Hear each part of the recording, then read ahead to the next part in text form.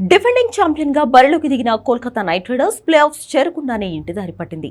ఆర్సీబీతో match వర్షం కారణంగా రద్దవడంతో 18వ సీజన్లో కేకేఆర్ ప్రస్థానానికి ఎండ్ కార్డ్ పడింది. ఈసారి డిఫెండింగ్ ఛాంపియన్ ఫ్లాప్ షోకు చాలా కారణాలే ఉన్నాయి.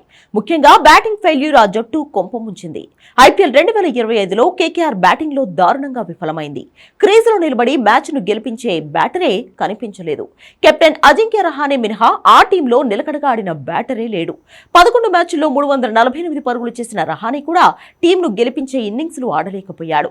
ఆ టీంలో దూకుడన్నదే లేదు. కేకేఆర్ బ్యాటింగ్ అంటే ఓపెనర్ గా నరైన్ వచ్చి రెచ్చిపోయేవాడు. కానీ ఈ సీజన్లో బ్యాటర్ గా నరైన్ ఫెయిల్ అయ్యాడు. 11 మ్యాచ్ల్లో 215 రన్స్ మాత్రమే చేశాడు. దీంతో టీంకు మెరుపు ఆరంభాలు దక్కలేదు. సిక్సర్ల వీరుడు రింకు సింగ్, విధ్వంసకర బ్యాటర్ రసెల్ కూడా తేలిపోయారు. 23.75 కోట్లు పెట్టుకున్న ఆటగాడు వెంకటేష్ అయ్యర్ గురించి ఎంత తక్కువ చెప్పుకుంటే అంత మంచిది. మరోవైపు బౌలింగ్ కాస్త పర్వాలేదనిపించేలా కనిపించినా కేకేఆర్ కు విజయాలు మాత్రం దక్కలేదు. స్పిన్నర్ వరుణ్ చక్రవర్తి 12 మ్యాచ్ల్లో 17 వికెట్లు పడగొట్టాడు. కేకేఆర్ టాప్ వికెట్ టేకర్ గా ఉన్నాడు.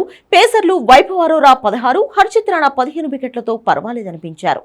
కానీ టీంకు అవసరమైన సమయంలో కీలక వికెట్లు పడగొట్టలేకపోయారు.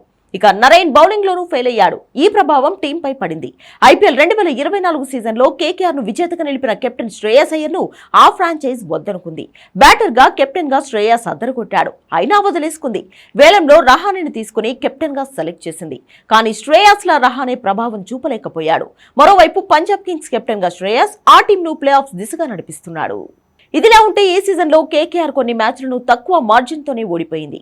ఒత్తిడిని దాటలేకపోయింది. ఈ మ్యాచ్లు గెలిస్తే కేకేఆర్ పరిస్థితి బెటర్ గా ఉండేది. లక్నో చేతిలో 4 పరుగుల తేడాతో కేకేఆర్ ఓడిపోయింది. పంజాబ్ చేసిన 112 రన్స్ టార్గెట్ ను కూడా అందుకోలేక 95 పరుగులకే కుప్పకూలింది. సిఎస్కే చేతిలో 2 వికెట్ల తేడాతో పరాజయం పాలైంది. పలు మ్యాచ్లలో వరుణుడు కూడా కేకేఆర్ అవకాశాలను దెబ్బతీశాడు. వర్షం కారణంగా పంజాబ్ కింగ్స్ తో మ్యాచ్ ను కేకేఆర్ రద్దు చేసుకోవాల్సి వచ్చింది. ఇక డూఆర్డై మ్యాచ్ లో ఆర్సీబీతో కూడా వర్షం కారణంగా పాయింట్ పంచుకోవాల్సి వచ్చింది. ఓవరాల్ గా బ్యాటింగ్ ఫెయిల్యూర్, అంచనాలు పెట్టుకున్న ఆటగాళ్ల అట్టర్ ఫ్లాప్ షో, మ్యాచ్ విన్నర్లు నిరాశపరచడం కోల్కతా పేలవ ప్రదర్శనకు కారణాలుగా చెప్పవచ్చు.